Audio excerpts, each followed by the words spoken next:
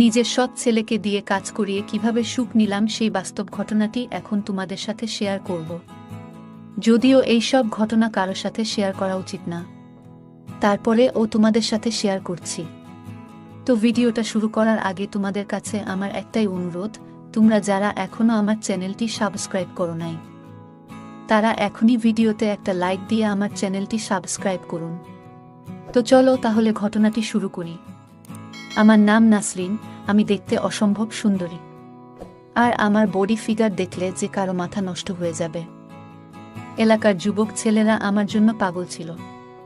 খুবই গরিব ঘরে আমার জন্ম, ছোটবেলা থেকেই অনেক অভাবের ভিতর দিশে আমি বড় হয়েছি।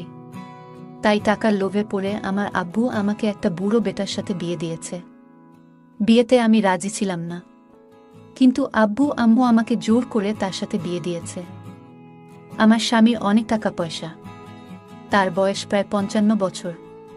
তার আগের বউ মারা গেছে, কিন্তু সেই পক্ষের একটা ছেলে আছে, আর তার নাম রাজীব, তার বয়স 20 বছর। আমার আজকের ঘটনাটি সেই ছেলেকে নিয়ে। যাই হোক বন্ধুরা, আমি মনে অনেক কষ্ট নিয়ে বাসর ঘরে প্রবেশ করলাম। বিয়ে তো হয়েই গেছে, তাই এখন আর কিছুই করার নাই। এই লোকটার সাথেই আমার সারা জীবন কাটাতে হবে। কিছুক্ষণ পরে আমার স্বামী বাসর ঘরে প্রবেশ করল। তখন তার কাজ দেখে আমি খুব অবাক হলাম। সে এসে সোজা শুয়ে পড়ল। তখন আমি রীতিমতো হতভম্ব হয়ে গেলাম, কারণ আব্বু আম্মু কথা মতো এই বুড়ো বেটাকে বিয়ে করেছি। কিন্তু এই বাসর রাতটা নিয়ে আমার মনে কতই না স্বপ্ন ছিল। আমাকে আমার স্বামী এই বাসর রাতে অনেক আদর সোহাগ করে আমার মন ভরে দেবে। কিন্তু এই বুড়োটা তো সোজা এসে ঘুমিয়ে পড়ল। সেই রাতে মনে অনেক কষ্ট নিয়ে আমি ঘুমিয়ে পড়লাম, কারণ আমি তো নতুন বউ, তাই তাকে কিছু বলার সাহস আমার হলো না। পরের দিন সকালে ঘুম থেকে উঠে আমি নাস্তা তৈরি করলাম। আমার স্বামী একজন বড় ব্যবসায়ী, তাই সে নাস্তা করে তার ব্যবসায়িক কাজে বাসা থেকে বের হয়ে গেল। তারপর আমার সৎ ছেলে আসলো নাস্তা করতে।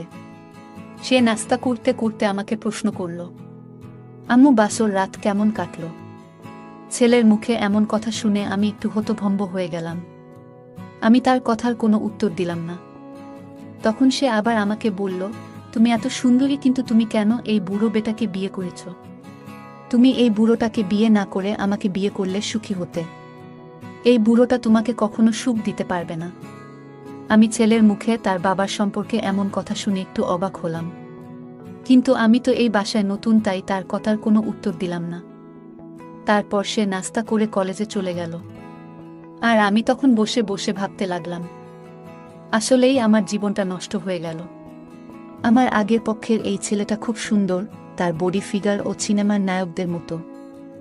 আসলে এমন একটা ছেলের সাথে আমার বিয়ে হলে আমি সুখী হতাম।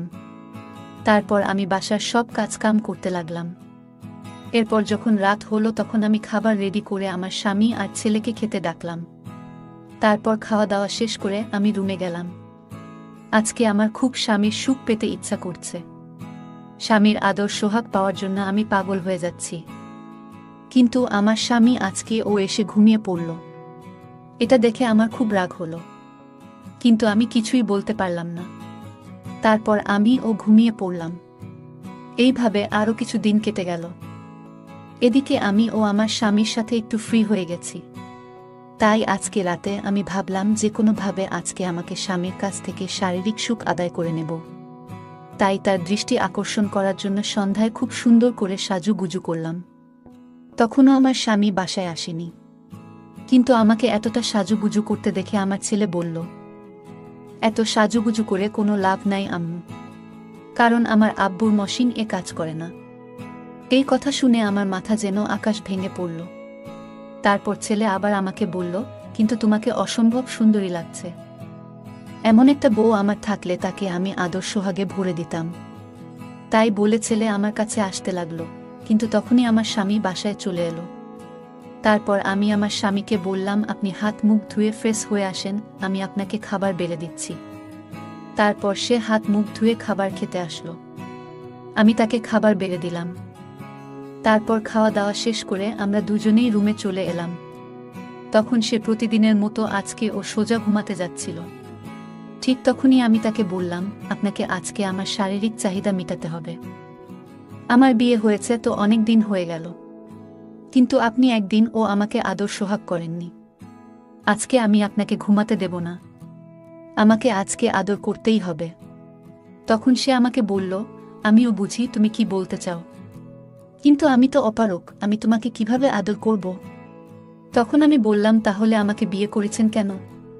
তখন সে আমাকে বলল, তোমাকে বিয়ে না করলে আমাকে রান্না করে খাওয়াতো কে?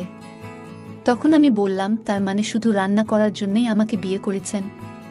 তখন সে বলল, রান্না বান্না আর বাড়ির কাজ করার জন্য আমি তোমাকে বিয়ে করেছি। আর তাছাড়া শারীরিক সুখ ছাড়া কি মানুষ বাঁচে না? তোমাকে ভালো ভালো খাবার দিচ্ছি, ভালো কাপড় দিচ্ছি, গয়না দিচ্ছি, আর কি চাও তুমি? তখন আমি খুব কান্না করতে লাগলাম, আমার জীবনটা একেবারে শেষ হয়ে গেল। আমি কি করব কিছুই ভেবে পাচ্ছিলাম না। তারপর আমি তাকে বললাম, আমি কালকে বাবার বাড়ি যাব, আমি সেখানে কয়দিন থাকবো, তারপর আবার বাসায় আসব।